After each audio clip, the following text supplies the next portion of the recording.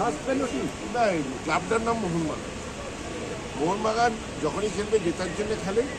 Durand কর্তৃপক্ষ এই নিয়ে অনেক কিছু বলেছিল, মিটিং ডেকেছিল আমাদেরকে যে আপনারা ফার্স্ট 11 খেলাবেন না, সেকেন্ড 11 খেলাচ্ছেন। আপনার মোহনবাগান খেলে চ্যাম্পিয়ন হওয়ার জন্য, রানার্স হওয়ার জন্য না। এবারও খেলতে নেমেছে চ্যাম্পিয়ন হওয়ার জন্য। এরা প্রথম ম্যাচে দেখিয়ে দিয়েছে, তবে টিম তৈরি হতে সময় লাগে। দুঃখজনক, ওর ওইভাবে রিয়াক্ট করা উচিত। ওটা একটা প্রফেশনাল ফুটবলে তবে ওর ম্যাচুরিটি, বয়স কম, বাচ্চা ছেলে, ধীরে ধীরে ওর ম্যাচুরিটি বাড়বে এবং এটার থেকেও বেরিয়ে আসবে। টুম্পাইদা লিস্টন কোলাসও দেখা যাচ্ছে প্রতি মরশুমে নিজেকে এইভাবে উদ্ধার করে তুলছে, এটা টিমের পক্ষে কত বড় সম্পদ হবে? ডেফিনেটলি বড় সম্পদ।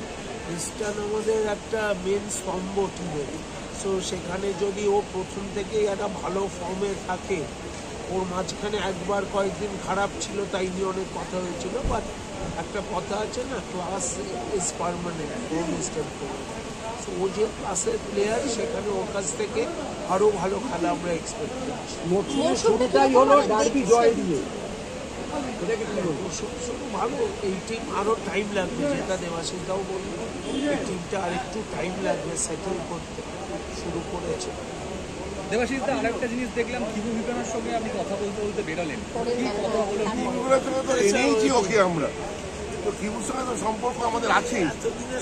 এতদিনের সম্পর্ক তো আমরা সবার সঙ্গে কথা বলি। এই তো নিতুদার সঙ্গে এতক্ষণ নেতাজি ইন্ডোর স্টেডিয়ামে পাশাপাশি বসেছিলাম, আমি, নিতুদা, রাজু, টুম্পাই।